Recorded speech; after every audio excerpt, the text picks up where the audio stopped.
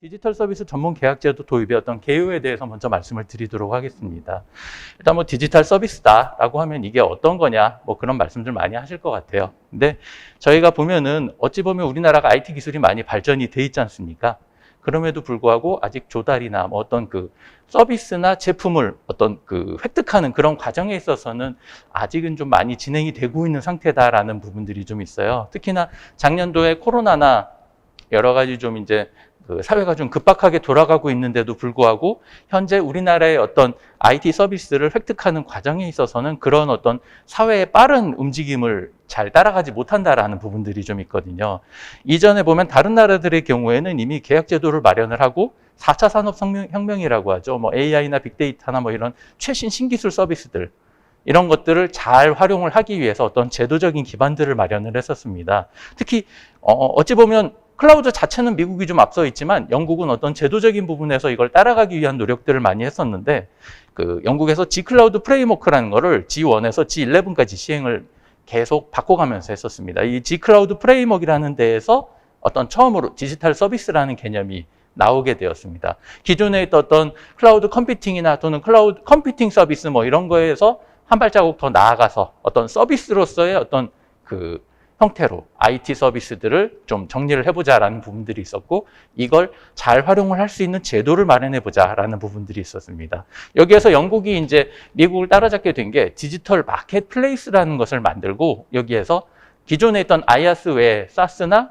또 컨설팅 같은 어떤 그 무형의 어떤 사람이 하는 서비스들까지도 디지털 서비스로서 어떤 운영을 했었다라는 게 좀 약간 그 미국과는 궤를 달리한다고 볼 수 있을 것 같습니다. 미국의 경우에는 잘 아시다시피 뭐 나사나 뭐 이런 거 하던 것도 최근에는 스페이스X 이런 데들이 민간이 더 앞장서서 무언가를 하는 그런 구조라고 하면은 다른 나라들은 아직 그렇게까지 뭔가 투자를 하거나 이러기는 좀 어려움들이 있거든요. 그래서 영국 같은 경우나 EU 같은 경우에는 나라에서 앞장서서 어떤 환경들을 만들어주고 이를 프레임워크나 또는 플랫폼화해서 어떤 그 중소기업들이 특히 잘 살 수 있도록 그런 형태의 그 시장을 만들어주는 걸 목표로 하고 있었습니다.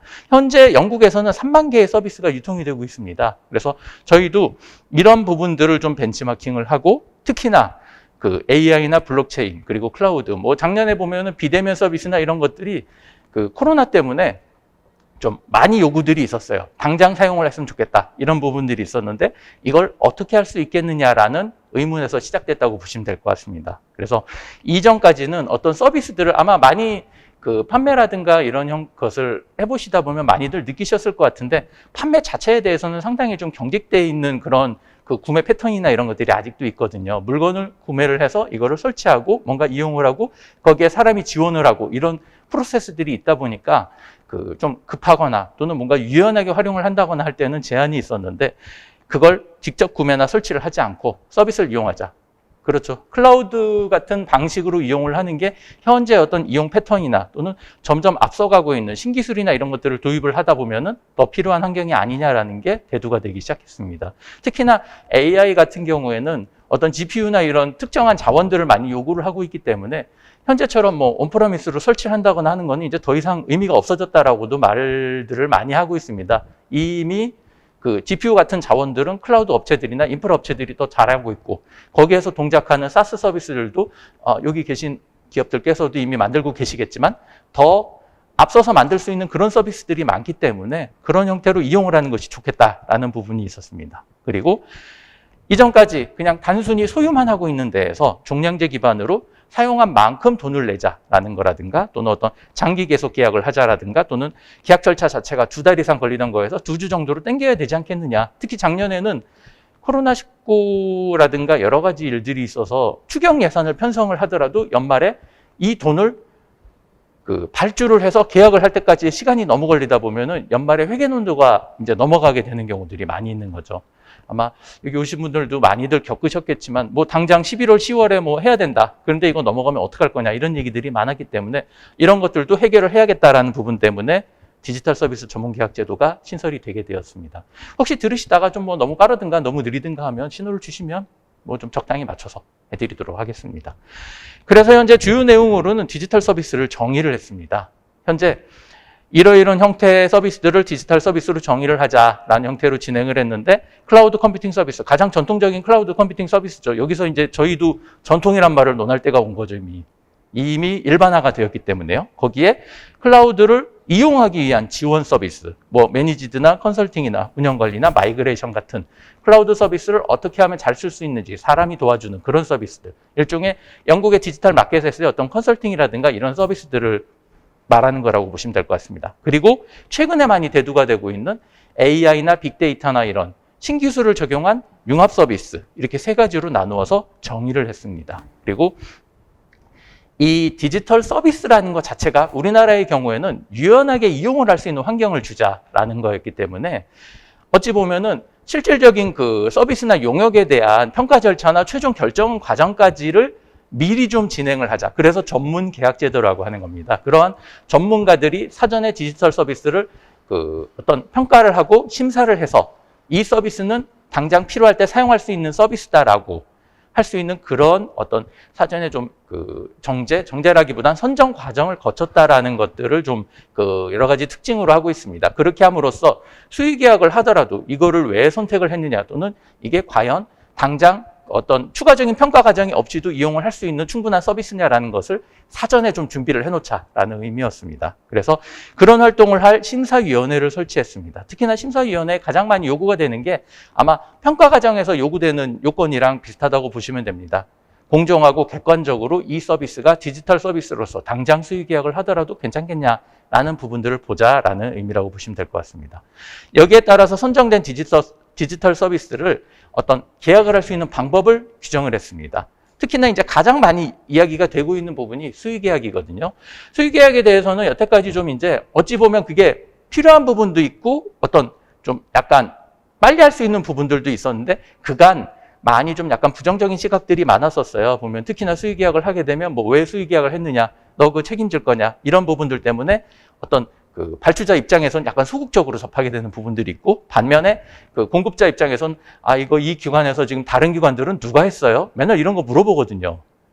그냥 그거 얼마 안 되는 거 수의계약 하자고 그걸 계속 서로 간에 밀고 당기는 과정을 하다 보면 조달 쪽에서는 그 얘기를 합니다. 그냥 발주하세요. 그거 이야기하는 도중에 그냥 계약될 것 같네요. 이렇게 하다 보니 실질적으로 효과가 좀 유명무실했었는데 오히려 앞단의 심사위원회나 여러 가지 정의를 통해서 우리가 잘 전문적인 집단이 선정을 해준 서비스에 대해서는 수의계약을 할 수 있도록 개정을 하자라고 해서 국가계약법이나 지방계약법을 개정을 하게 되었습니다. 여기에 따라 이전에 이제 그냥 수의계약만을 하게 되면은 필요한 서비스나 약간 추가적으로 커스터마이징이나 변경이 필요한 부분들에 대해서 반영을 하는 게 좀 필요한데요.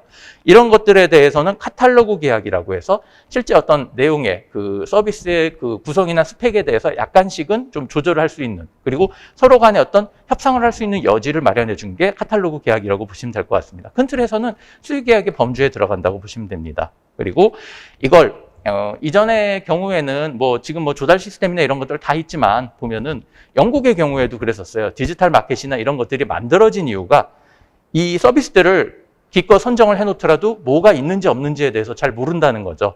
그래서 뭐가 있고 어떤 것들이 되어 있고 어떤 식으로 진행이 되고 있고 나는 무엇을 쓸 수 있는지, 그리고 이걸 검색을 할 수 있는 그런 기능들에 대한 요구가 많았습니다. 그래서 크게 이제 전문 시스템이라고 이야기를 하는데 이 안에 두 가지가 같이 들어갑니다. 이용 지원 시스템은 과기정통부와 이제 저희 NIA가 같이 어떤 디지털 서비스의 심사 전정 절차를 관리하고 여기에서 등록된 서비스들에 대해서 관리를 하고 거기에 대해 검색을 할 수 있는 기능을 제공합니다. 그 외에 여기 올라간 서비스에 대해서 검색을 한 이후에 나는 이 서비스를 계약하겠다라고 하면 디지털 서비스 전형물로 이제 이동이 되게 되는데요. 그쪽에서는 이용 기관의 어떤 카탈로그 계약 내지는 수의 계약 방식으로 해당 서비스를 직접 계약할 수 있는 구조로 모든 걸 다 전자화된 형태로 진행을 할 수 있도록 준비를 해놓았습니다.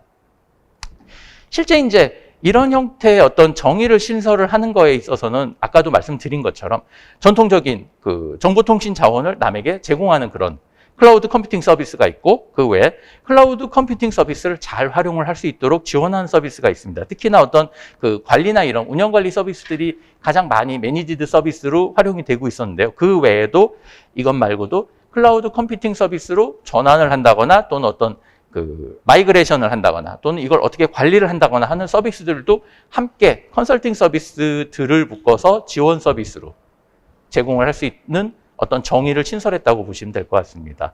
그리고 클라우드 컴퓨팅 기술만으로 현재 어떤 IoT나 ICT 기술들이 존재하는 것이 아니기 때문에 인공지능이나 빅데이터나 또는 IoT나 이런 여러 가지 서비스들이 융합된 서비스들을 특히나 이제 이 부분에 대해서는 뒤에도 설명을 드리겠지만 어떤 클라우드 컴퓨팅 서비스의 경우에는 CSAP 인증을 받아야 되기 때문에 그런 인증 절차에 대한 한계가 있기 때문에 그런 거에 대한 좀 신기술에 대한 폭넓은 참여 폭을 만들어 드리기 위해서 융합 서비스까지 정의를 하도록 되었습니다. 그리고 추진 경과입니다. 이 부분은 뭐 그렇게 재밌는 부분은 아니니까 다만 본 서비스는 2019년에 이야기가 되었지만 이제 2020년 10월에나 시작이 됐습니다. 지금 1년이 아직 안 됐죠. 지금 대략 한 6개월, 7개월 정도 되어 있는데 지금까지 대략 한 75개의 서비스가 선정이 되었다고 보시면 될 것 같습니다. 그리고 여기 계신 이제 업체분들께서 신청을 해주시고 등록을 해주시면은 뭐 연말에는 대략 한 100개가 넘지 않겠느냐 이렇게 생각은 하고 있는데 일단 얼마나 많이 등록을 해주시느냐가 관건일 것 같습니다.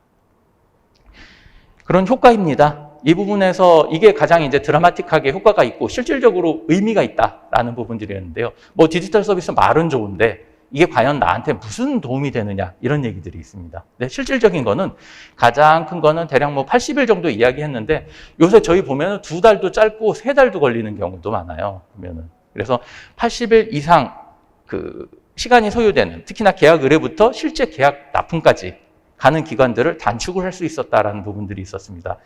어떤 서비스에 대해서 사전에 선정을 하고 사전에 등록을 해서 이 선정된 서비스에 대해서 수의 계약을 할 수 있도록 미리 준비를 해놓는다는 절차 자체가 뒤에 매번 일어나는 것들은 계약에 대한 절차거든요. 검색하고 계약하는 부분인데 이 부분들을 확 줄일 수 있었다라는 부분들이 있었고 실제적으로 작년에 어떤 겪어보신 분들도 아시겠지만 뉴딜이라든가 좀 급히 뭔가를 추진을 해야 된다거나 또는 코로나19 같은 상황에서 많은 도움을 줬다고 저희는 자부하고 있습니다. 그렇게 함으로써 행정효율이 제고가 되고 사회적 비용이 절감되었다라는 부분들이 있었습니다. 사회적 비용은 또 이런 부분들이 있더라고요. 의외로 저희가 잘 몰랐던 부분인데 나중에 말씀을 주신 게 매번 제안 입찰이나 뭐 RFP나 이런 것들이 나와서 거기에 제안서를 작성하는 데 들어가는 비용이나 노력이 상당히 적지 않았다. 뭐 못해도 한두 분이 한 달 정도는 제안서 작성을 하고 가서 발표를 하고 뭔가 비대면으로 하더라도 해당 활동이나 이런 부분들이 있었는데 그런 부분들이 특히나 좀 줄어들었다. 그리고 우리 이제 주로 저희가 이제 목적으로 하고 있는 중소기업이나 이런 경우에는 제안 한 건 한 건이 상당히 좀 부담이 된다고 들었거든요. 그런 부분들이 많이 줄어들어서 오히려 그런 기업들에 대해서는 적극적으로 시장에 참여를 할 수 있는 그런 바탕이 되었다라고 이야기를 하신 분들도 있었습니다. 그 이외에 저희가 이제 혁신적으로 어떤 유효한 시장을 새롭게 창출을 했었다. 기존까지는 이러한 어떤 클라우드 서비스 또는 디지털 서비스라는 시장 자체가 막연하게만 생각을 했었는데 현재 저희가 뒤에 보시면 아시겠지만 대략 한 1,099억 정도의 시장을 대략 한 6개월 정도 만에 창출을 했었습니다. 그런 계약 건수들이 나타난 걸 보면은 앞으로 이 시장은 디지털 서비스라고 등록이 되면은 거기에 대해서 활용이 되고 특히 이제 그런 사례들도 있었어요. 산업 성장을 견인한다고는 말씀드렸는데 이런 것들도 있지만 중소기업에 대해서 어떤 새로운 판로로서 그런 해당 유형에 대해서 디지털 서비스로 선정이 되었다라는 거는 상당히 이제 객관적인 부분들에 있어서 검증을 받았다라고 생각들을 하시는 것 같아요. 그래서 어떤 인증이라든가 이런 거를 벗어나서 그 수의계약 되냐 해서 바로 보면 그대로 활용을 하겠다라는 형태로 좀 긍정적인 아직은 뭐 그런 좀 인식이나 이런 것들을 더 개선을 해야겠지만 그런 효과도 있었다라는 이야기가 있었습니다.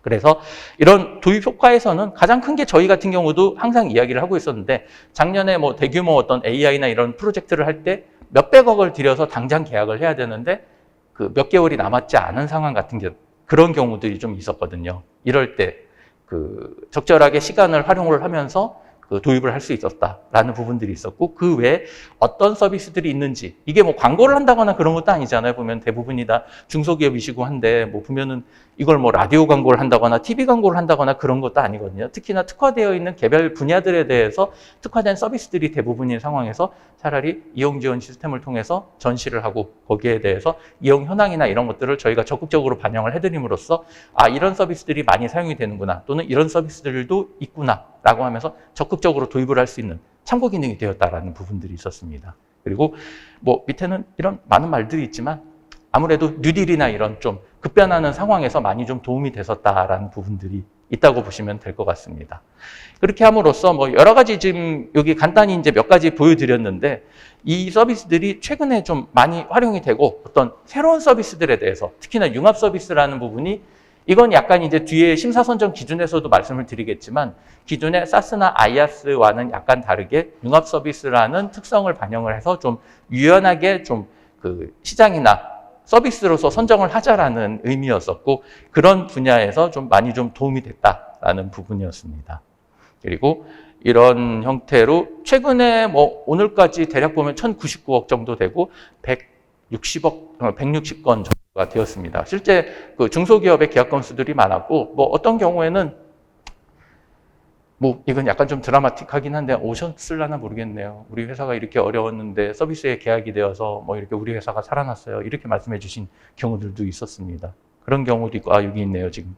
그리고 고성능 컴퓨터 자원 임차 용역 같은 경우에도 당장 필요한 서비스들을 도입을 했어야 되는데 이거를 못하고 있는 상황에서 디지털 서비스를 활용을 해서 어떤 자원을 더 확보를 했다라는 부분들이 좀 있었고 그 발주자나 또는 공급자 양쪽에 대해서 윈윈을 할 수 있는 시장을 만들었다라는 부분으로 보고 있습니다. 대략 뭐 영국 같은 경우는 현재 디지털 서비스가 한 1조 이상의 시장을 만들고 있는데 저희도 몇 년 내로 유사한 수준까지는 시장을 만들어야 되지 않겠느냐. 뭐 1조까지는 안 가더라도 몇 천억 수준의 시장은 만들자라는 걸 목표로 하고 있습니다.